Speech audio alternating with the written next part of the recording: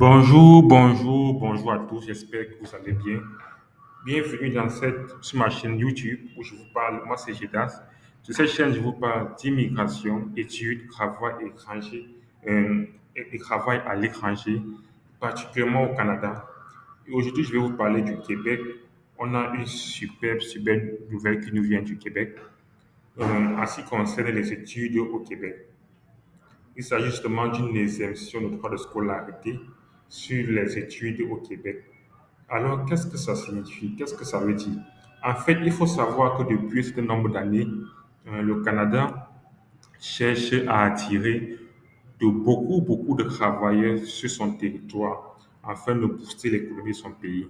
Il cherche à attirer beaucoup de travailleurs étrangers, des personnes qui vont travailler pour maintenir, en fait, afin qu'ils soient toujours au top, n'est-ce pas, au top des plus grandes puissances économiques. Alors, qu'est-ce qui se passe? Actuellement, euh, euh, il y a beaucoup de programmes pour attirer des travailleurs et attirer aussi des étudiants. Parce qu'ils se disent que, OK, si quelqu'un vient étudier chez nous, il est fort probable qu'il reste pour y travailler. Alors, toutes les provinces ont des programmes comme ça pour attirer des étudiants, parmi lesquels la province du Québec. Et aujourd'hui, ces derniers temps, le Québec a sorti un nouveau programme appelé un programme d'exemption de droit de scolarité pour les études au Québec, pour les étudiants internationaux. Bon, au Québec, ils appellent ça étudiant international, hein. Vous pouvez encore appeler ça étudiant étranger. Donc, pour les étudiants étrangers qui veulent venir étudier au Québec, il y a un programme qui est sorti particulièrement pour vous, pour ceux qui sont au Cameroun, au Sénégal, en France. Bon, les Français savaient avoir autre chose. Bon, ils avaient déjà un programme déjà pour eux. Bon, pour pratiquement l'Afrique francophone en général, je dirais ainsi la Côte d'Ivoire. Pour ceux qui veulent venir étudier au Québec, le Québec a sorti un programme particulièrement pour vous, pour faciliter vos études au Québec. Alors, c'est quoi ce programme? C'est quoi ce programme? Déjà, sachez que ce programme euh, sera effectif à partir de l'automne 2023, c'est-à-dire, pour être plus précis, à partir de septembre 2023 et fin août 2023. Pour septembre 2023, ce programme sera effectif. Donc, pour ceux qui veulent étudier à partir, je dirais, de fin août 2023, septembre 2023, ce programme sera effectif. Il concerne tous les étudiants et étudiantes étrangers qui veulent venir étudier dans un secteur particulier du Québec. En fait, vous devez savoir qu'il y a des conditions, en fait, des critères d'éligibilité pour ce programme.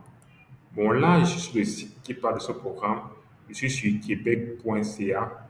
Voici le site. Pourquoi je vous montre le site? C'est parce que il est possible qu'il y ait des mises à jour futures de ce programme. Il est possible que les critères pour être admissible à ce programme changent.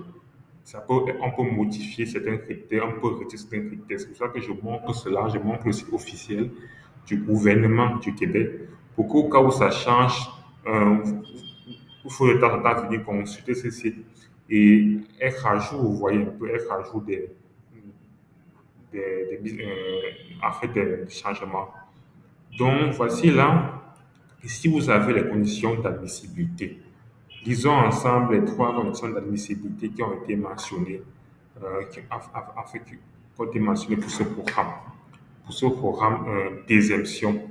Avant de parler des conditions, j'aimerais d'abord expliquer un peu mieux ce programme. Ce programme permet de pouvoir payer les mêmes frais de scolarité qu'un étudiant québécois. Ça veut dire quoi? Pour ceux qui ne savent pas, si vous voulez venir étudier au Québec, prenons le cas de quelqu'un, disons, qui est au Cameroun, il a fait son bac, il a su son baccalauréat COD ou A, et il veut faire une licence, il veut faire une licence au Québec, hein. Par exemple, vous voulez faire un baccalauréat au Québec.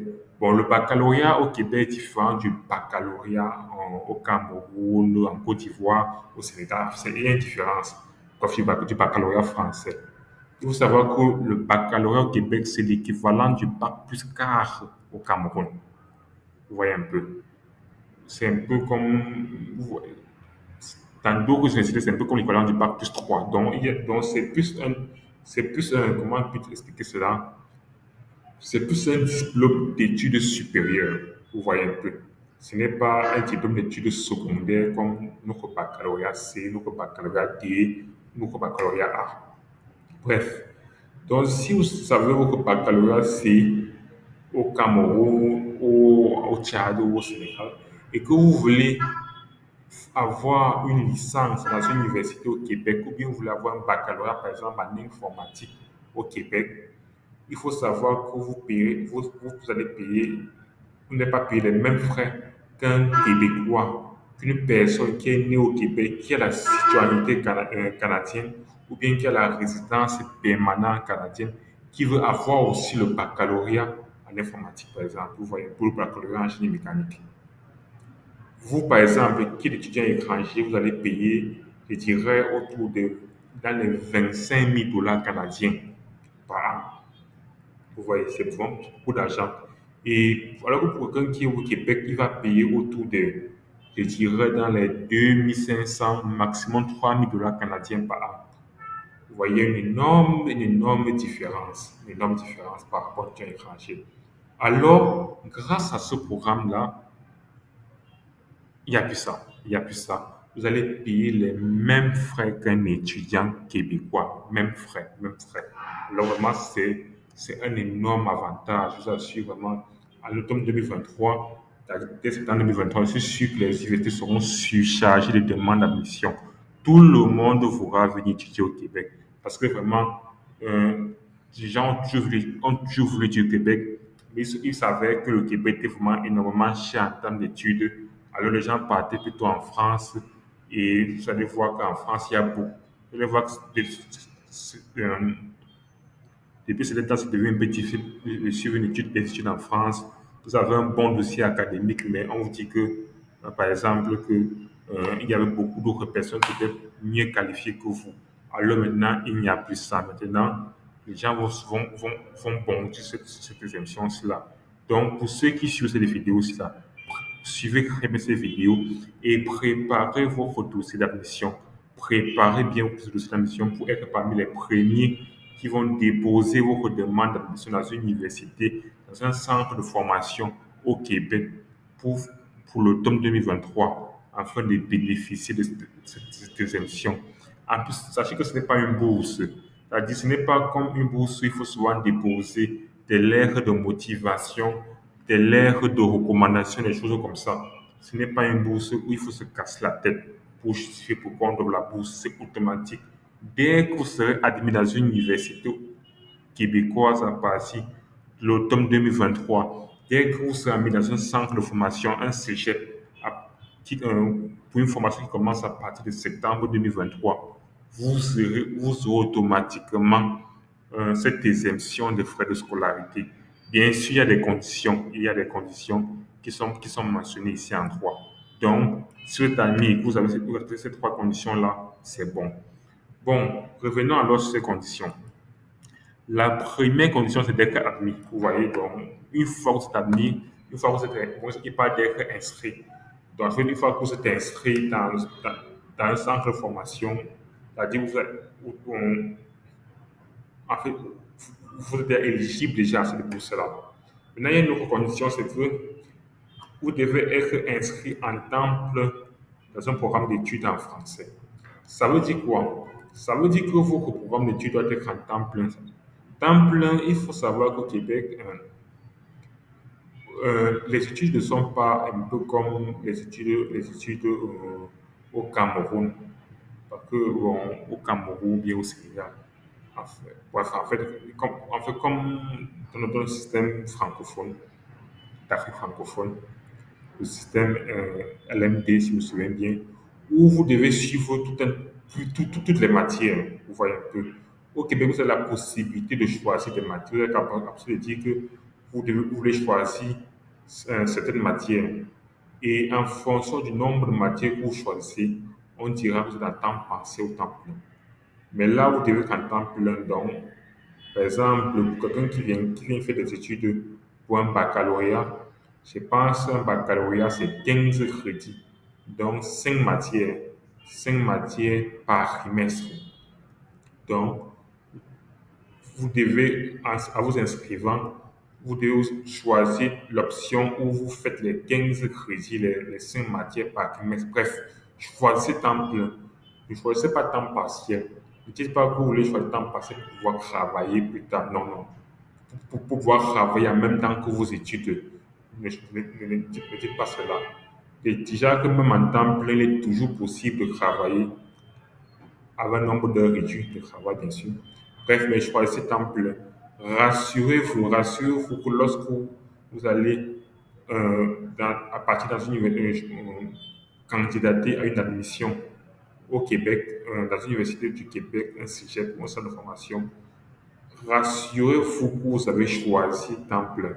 Et autre chose, rassurez-vous que votre programme d'études est en français. Parce qu'il y a des sujets qui proposent des sujets anglophones et des centres de formation qui proposent des études, des formations en anglais. Non, le Québec veut que le programme d'études soit en français. De choisir ici que le Québec, ici, là, c'est une province, ils sont vraiment très rattachés au français. Ils sont même plus rattachés à la langue française que les Français eux-mêmes. Bon, c'est mon avis. Bref, donc rassurez-vous que votre programme soit en français. Parce que c'est un programme, c'est une façon pour eux de préserver, bref, la langue française, préserver la culture française. Donc, rassurez-vous pour le programme d'études et en temps plein.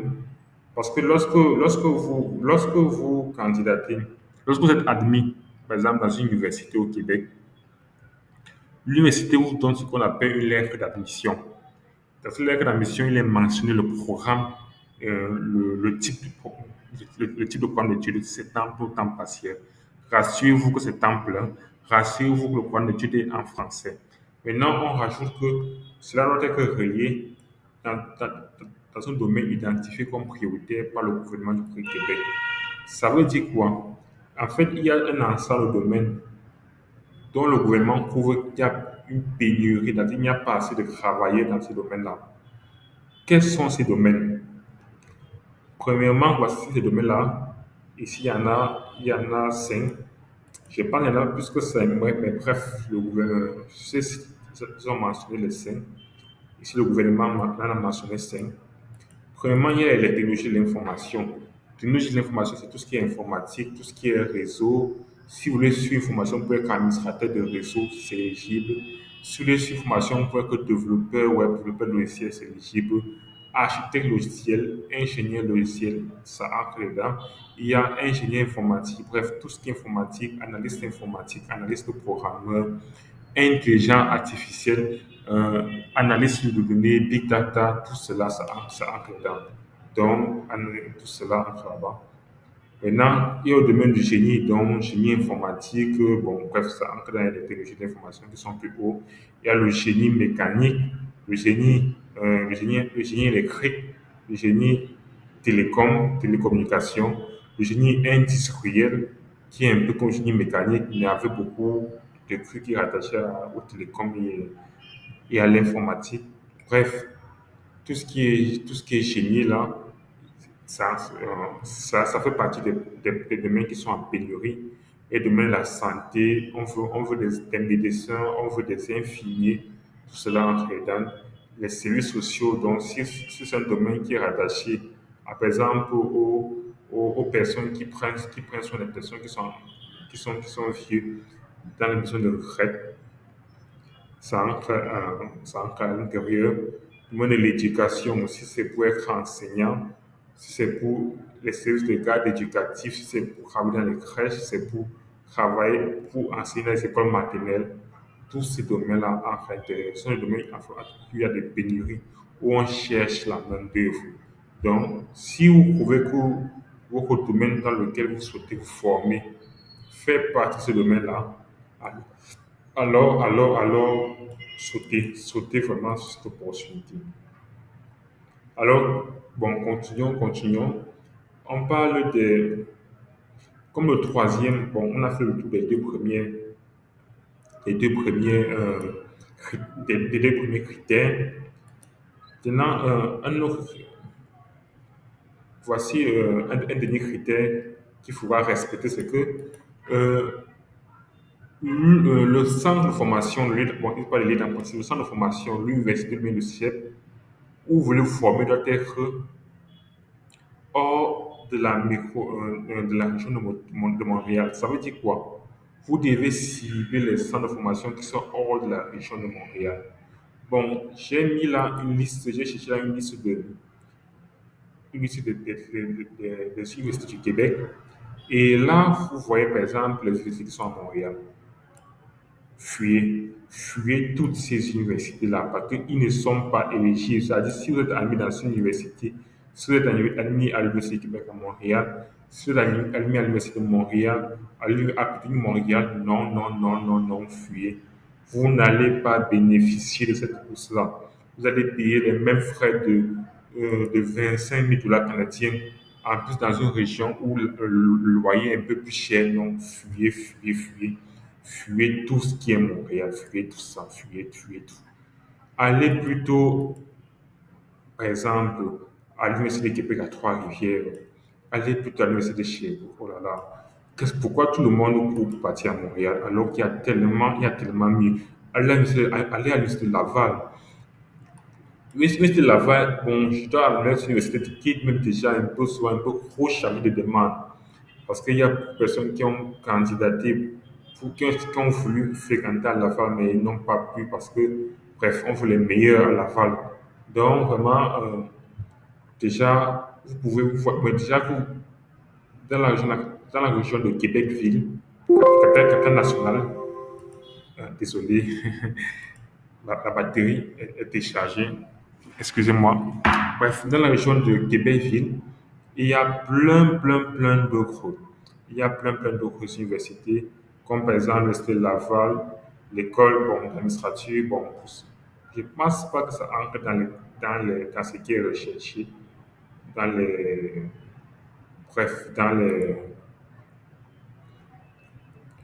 les secteurs prioritaires de l'administration. Mais pour ceux qui veulent faire l'informatique, génie mécanique, tout cela, il y a la médecine à l'Université de Québec à Rimouski. C'est pas, ils ont deux campus. Il y a un à Rimouski, il y a un à Lévis. Vraiment, en plus, si vous aimez Montréal, si vous voulez être proche de Montréal quand même, euh, Lévis n'est pas très loin de Montréal, vous savez. Donc, en fait, il y a l'Université de Québec à Rimouski. Il y avait deux campus, un à Rimouski, un à Lévis. Il y a l'Université du Québec en Abitibi-Témiscamingue. Bon, désolé si je prononce mal. J'avais vraiment su bien prononcer le nom de cette université. Donc, bref, il y a l'Université de Québec en Abitibi-Témiscamingue. Il y a quoi d'autre? Il y a l'Université de Sherbrooke. Bishop, je pense, une université où les programmes sont en anglais. Donc, je vous déconseille cette université. Sauf si ce sont des programmes en français qui respectent en fait, avec des formations qui ont dans le domaine prioritaire. Mais je pense que c'est une université où les programmes sont en anglais. Oups. Bon, je reviens. Il y a l'Université du Québec en Outaouais. Oh, vraiment, oh là là, Outaouais. Pour ça, Outaouais, c'est proche d'Ottawa. Ottawa est dans la province de- dans la province de l'Outaouais. Donc, bref, c'est pas très loin de là. Si vous voulez apprendre l'anglais, vous pouvez prendre le bus, partir à Ottawa, pour des anglophones pour apprendre l'anglais. Donc, ce n'est pas très loin, vraiment. Il y a l'Université de Québec à Chicoutimi. Oh là là, pourquoi tout le monde veut se passer à Montréal alors qu'il y a plein d'autres universités? Bref, il faut savoir que le Québec, aujourd'hui, c'est quoi? C'est que c'est de permettre aux étudiants étrangers de venir, par exemple, à l'Université du Québec à Chicoutimi. Vous voyez que Chicoutimi, c'est une belle région, c'est un bon endroit. Il y a des entreprises à Chicoutimi, c'est-à-dire qu'il n'y a pas que des entreprises à Montréal, il y a des entreprises à Chicoutimi qui payent bien, qui payent de bons salaires à Chicoutimi. Le loyer est bon à Chicoutimi, le niveau de vie est bon à Chicoutimi. Et là, vous allez voir que la communauté de Chicoutimi est une communauté, petit une bonne communauté et vous n'aurez rien à envier à ceux qui sont vraiment à Montréal. Si vous n'irez à Montréal, que peut-être vous faites un peu de tourisme et décidez de vivre peut-être à Montréal, de travailler, de vivre à Chicoutimi, de travailler à Chicoutimi. C'est un peu ça l'objectif un peu du gouvernement du Québec. Amener les personnes hors de Montréal parce que Montréal devient de plus en plus surchargé. et plus c'est surchargé, plus la vie devient chère à Montréal, vous voyez un peu. Donc, on veut amener les gens un peu dans d'autres régions, à Outaouais, à Chicoutimi, à Trois-Rivières, à Rimouski, à Lévis. On vous amène là-bas pour que vous voyez que c'est aussi très bien là-bas. Il y a des entreprises là-bas qui payent très bien, presque au même salaire même qu'à Montréal. Alors, pourquoi envier Montréal alors que vous pouvez rester à Ottawa, vous pouvez rester à Chicoutimi? Donc, c'est ça l'objectif un peu du gouvernement du Québec. Donc, j'espère que cette vidéo vous aura un peu édifié sur ce programme. Sachez que le programme ne date pas d'aujourd'hui. Actuellement, il fait cette vidéo le 12 juin 2022. Euh, Ça fait un bon moment qu'on parle de cela. Plusieurs médias en parlent. Radio-Canada en parle, donc beaucoup de personnes en parlent déjà. Donc, commencez déjà à vous préparer, commencez déjà à cibler une université, un centre de formation pour préparer.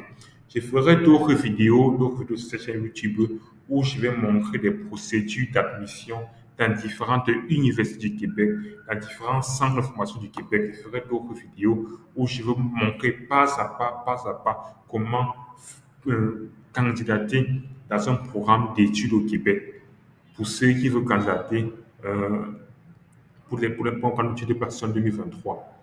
Donc, et précise bien la session d'automne 2023. Donc, pour ceux qui viendront en janvier 2023, là, à l'hiver 2023, donc en janvier 2023, vous n'êtes pas éligible malheureusement.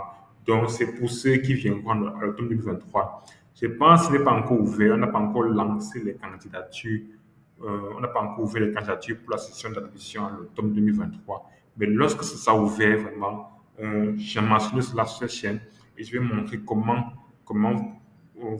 comment procéder pour être admis, pour candidater à une admission dans une université du Québec, un programme d'études du Québec, par exemple à Chicoutimi, à Rimouski, Université du Québec à Chicoutimi, Université du Québec, par exemple à Rimouski, pour montrer comment candidater dans un programme d'études dans l'une de ces universités. Donc, j'espère vraiment que cette vidéo vous a édifié. Vous avez appris beaucoup. C'est l'une de mes premières vidéos sur cette chaîne YouTube pour vous montrer toutes les opportunités qu'il y a au Canada. Et je parlerai aussi des opportunités qu'il y a dans d'autres pays, mais beaucoup plus au Canada parce qu'actuellement, le Canada est vraiment le pays qui cherche à attirer le plus d'immigrants sur son territoire. Donc, merci de m'avoir écouté jusqu'ici. Merci, merci. Et j'espère vraiment que cette vidéo vous aura donné beaucoup d'informations. Si vous avez des questions, je sais que je suis souvent un peu trop rapide quand je parle, mais bref, si vous avez des questions, je répondrai à toutes vos questions en commentaire. Donc, n'hésitez pas à poser vos questions en commentaire. Abonnez-vous, ça me fait plaisir quand vous abonnez. Abonnez-vous pour être notifié de mes prochaines vidéos. Bon, c'est tout pour cette vidéo. Merci et à la prochaine vidéo.